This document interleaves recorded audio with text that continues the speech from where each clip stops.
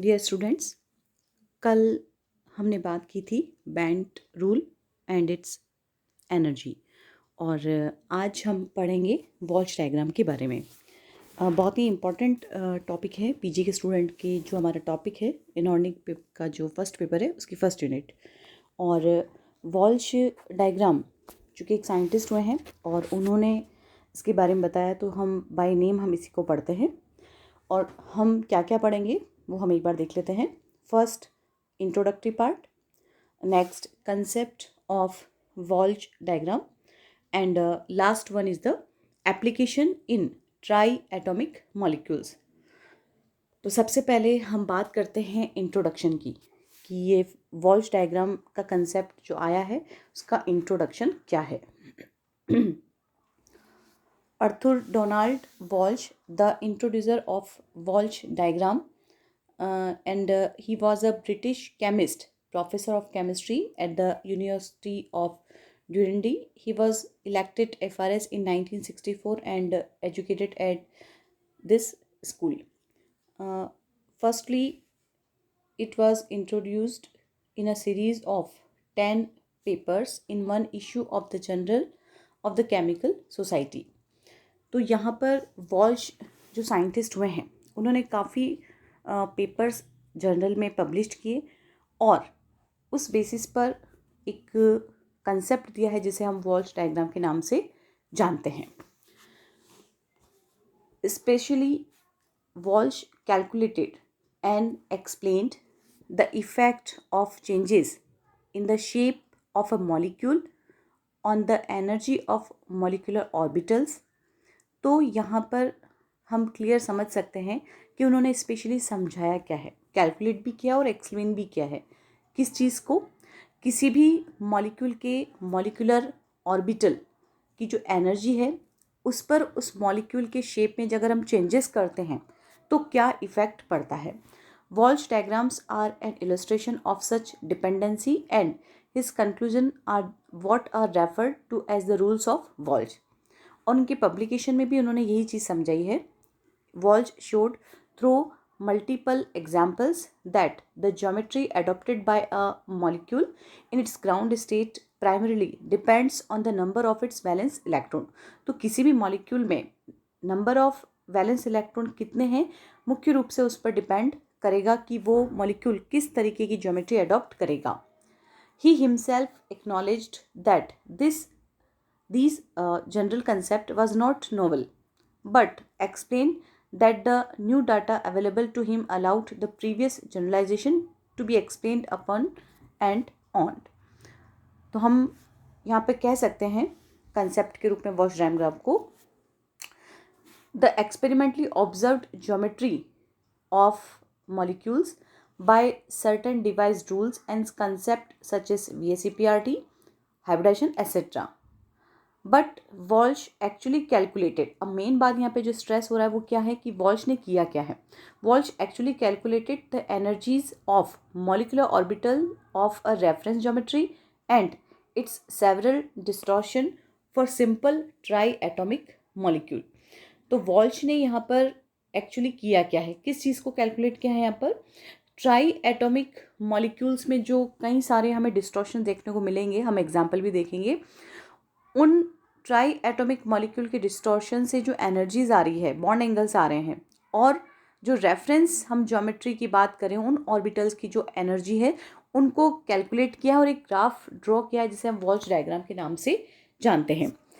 हम यहाँ पर इस चीज़ को ऐसे भी समझ सकते हैं सिंपली कि जो हम थ्योरीज पढ़ते हैं, VSEPRT हम पढ़ते हैं, वहाँ पर रिपल्शन होता है इलेक्ट्रॉन पेयर के बीच में। लेकिन वॉल्श ने VSEPRT को भी यहाँ पे शामिल किया है, मॉलिक्यूल्स की एनर्जी को, शेप को शामिल करते हुए पेपर किया है। Walsh published many research papers for assessing the various contribution to the total energy from orbitals of different type of symmetry. It is the simplest analysis available that shows the connection between molecular orbitals theory and molecular geometry। मुख्य रूप से हम जो Walsh diagram की बात करें वो क्या प्रोवाइड कर रहा है। It provides an instructive alternative to VSEPRT since it related molecular shape to the occupation of molecular orbital and doesn't consider electron pair repulsion explicitly. Although there is no simple theory of molecular shape that can take at once all the relevant factors into account. तो हम यहाँ पर clear समझ सकते हैं कि Walsh diagram जो है वो मेनली क्या कैलकुलेट कर रहा है, actually the energies of molecular orbitals of reference geometry and it's several distortion for simple triatomic molecule. He correctly predicted the actual geometry of a number of simple triatomic molecule, जो हम example में पढ़ेंगे, like H3 positive water molecule, BH2 etc. by plotting a graph between the calculated energies of molecular orbitals of reference geometry and those of the distorted geometries of a molecule versus the distortion parameter that is bond angle. तो तीन बातें यहाँ पर हमें clear हो रही हैं. First, reference geometry, जो हम बात कर रहे हैं रेफरेंस ज्योमेट्री के मॉलिक्यूलर ऑर्बिटल्स की एनर्जी के बारे में जिसे कैलकुलेट किया गया है. दूसरा हम बात कर रहे हैं डिस्टॉर्टेड ज्योमेट्री, जो मॉलिक्यूल जो डिस्टॉर्टेड हो रहे हैं उनकी ज्योमेट्री, वो यहाँ पर एनर्जी क्या आ रही है, और साथ ही हम ले रहे हैं यहाँ पर बॉन्ड एंगल. इनके बीच में ग्राफ प्लॉट होता है और इसे हम कहते हैं Walsh diagram. The position of the minimum energy of filled orbital is the graph indicates the most stable geometry of the molecule.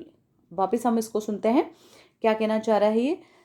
यदि किसी भी मॉलिक्यूलर ऑर्बिटल्स को हम ग्राफ में ले रहे हैं जिसमें बहुत ही मिनिमम एनर्जी के रूप में फिल्ड है, तो वो सबसे ज़्यादा स्टेबल एनर्जी को शो करेगा ग्राफ के अंदर, और इस ग्राफ को हम कहते हैं वॉल्श डायग्राम.